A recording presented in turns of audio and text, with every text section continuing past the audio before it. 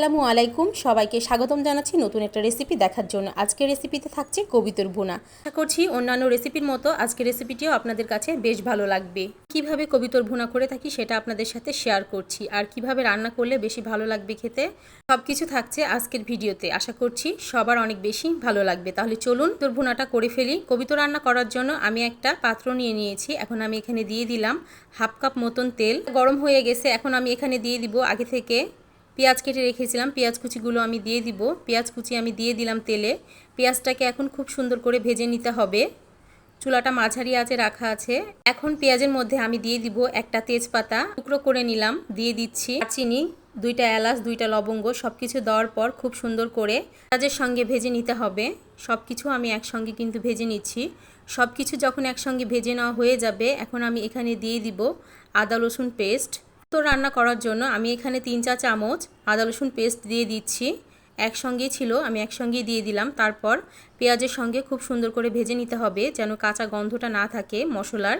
খুব সুন্দর করে আমি কিন্তু পেঁয়াজের সঙ্গে ভেজে নিচ্ছি। খুব সুন্দর করে ভেজে নেওয়া হয়ে গেছে। এখন আমি এখানে দিয়ে দিব 1 চামচ মরিচের গুঁড়া, 1 চামচ হলুদের গুঁড়া, আর দিয়ে দিব পরিমাণ মতো লবণ। সব কিছু একসঙ্গে খুব সুন্দর করে ভেজে নিতে হবে। চালের পরিমাণটা আপনারা বাড়িয়ে কমিয়ে নিতে পারবেন, কম বেশি করে আপনাদের টেস্ট অনুযায়ী। সব কিছু আমি কিন্তু একসঙ্গে ভেজে নিয়েছি। এখন আমি এখানে দিয়ে দিব সামান্য পরিমাণে পানি, মশলাটাকে কষিয়ে নেওয়ার জন্য। এখানে দিয়ে দিলাম পানি। পানি দেওয়ার পর আবারও সব কিছু একসঙ্গে একটু মিশিয়ে নেব পানির সঙ্গে। তারপর মশলাটাকে কষিয়ে নেব। সুন্দর করে মশলাগুলোকে কিন্তু আমি কষিয়ে নিয়েছি। এখন আমি এখানে দিয়ে দিব থেকে কেটে ধুয়ে পরিষ্কার করে নিয়েছিলাম কবুতর। আমি এখানে 2টা কবুতর নিয়ে নিয়েছি। তার সঙ্গে কবুতরের মাংসগুলোকে এখন আমি খুব সুন্দর করে কষিয়ে নিব। এখন আমি দিয়ে দিলাম কবুতরের মাংসগুলো।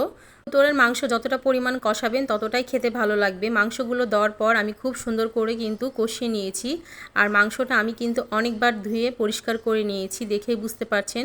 তার সঙ্গে খুব সুন্দর করে কষিয়ে নিতে হবে কিছুক্ষণ নাড়াচাড়া করে। এটা মাঝারি আঁচে রেখে আমি সম্পূর্ণ রান্নাটা কিন্তু শেষ করে নেব। এই পর্যায়ে আমি ঢাকনা দিয়ে ঢেকে দেব। কবুতরের মাংসগুলো কষিয়ে নেওয়ার জন্য ঢাকনা দিয়ে ঢেকে দিয়েছি। কিছুক্ষণ পর ফিরে আসব। কিছুক্ষণ পর ফিরে আসলাম। মাংসগুলো কষিয়ে নেওয়া হয়ে গেছে, কিন্তু খুব সুন্দর করে নাড়াচাড়া করে নেব যেহেতু মাংসগুলো কষিয়ে নেওয়া হয়ে গেছে। এখন আমি এখানে দিয়ে দিব 4টার মতন কাঁচামরিচ। দিলাম 4টা কাঁচামরিচ। কাঁচামরিচ দেওয়ার পর আবারও আমি কবুতরের মাংসের সঙ্গে খুব সুন্দর করে কিন্তু মিশিয়ে নেব মরিচগুলোর সঙ্গে। খুব সুন্দর করে আমি আবারও কিন্তু নাড়াচাড়া করে নিচ্ছি। এরপর এখন আমি দিয়ে দিব এখানে রান্না করার মতন পানি। পানি দেওয়ার পর আমি সব কিছু আবারও একসঙ্গে মিশিয়ে নেব। দেওয়ার পর মাংসের সঙ্গে আমি খুব সুন্দর করে পানিটাকে মিশিয়ে নিয়েছি। এখন নাড়াচাড়া করার পর ঢাকনা দিয়ে ঢেকে দেব রান্না করার জন্য। ঢাকনা দিয়ে ঢেকে দিয়েছি আমি। কিছুক্ষণ অপেক্ষা করব রান্নাটা হওয়া পর্যন্ত। কিছুক্ষণ পর ফিরে আসলাম। রান্নাটা হয়ে গেছে। এই মুহূর্তে ঢাকনাটা তুলে নেব। ঢাকনাটা তুলে নেওয়ার পর আবারও আমি সব কিছু একসঙ্গে মিশিয়ে নেব, একটু নাড়াচাড়া করে নেব। নাড়াচাড়া করার পর আমি এখন এখানে দিয়ে দিব 1 চামচ জিরার গুঁড়ো। 1 চামচ জিরার গুঁড়ো দিয়ে দিলাম। জিরার গুঁড়ো দেওয়ার পর সব কিছু আবারও একসঙ্গে মিক্সড করে নেব। তারপর ঢাকনা দিয়ে ঢেকে দেব 4 মিনিটের মতন। চুলাটা এ পর্যায়ে লো হিটে দিয়ে দিতে হবে। লো হিটে দিয়ে আমি ঢাকনা দিয়ে ঢেকে দিলাম। কিছুক্ষণ পর ফিরে আসলাম। ঢাকনাটা তুলে নিলাম। রান্নাটা হয়ে গেছে। কি সুন্দর একটা দারুণ কালার চলে এসেছে কিন্তু রান্নাতে। সব কিছু আমি আবারও একটু নাড়াচাড়া করে নেব যেহেতু রান্নাটা শেষ। এই পর্যায়ে চুলাটা আমি বন্ধ করে দেব যেহেতু রান্নাটা হয়ে গেছে। আপনারা চাইলে এর থেকেও বেশি পরিমাণে কবুতরের মাংসটা ভুনা করে নিতে পারে। আমার কাছে মনে হয় কবুতরের মাংসটা একটু ঝোল ঝোল খাওয়াই ভালো। রেসিপি ভালো লেগে থাকলে লাইক কমেন্ট শেয়ার করতে কিন্তু ভুলবেন না। গরম গরম পরিবেশন করেছি। রেসিপি ভালো লেগে থাকলে চ্যানেলটিকে সাবস্ক্রাইব করবেন, বেল বাটনে ক্লিক করবেন নতুন নতুন ভিডিও পাওয়ার জন্য। সবাই ভালো থাকবেন, সুস্থ থাকবেন। আসসালামু আলাইকুম, আল্লাহ হাফেজ।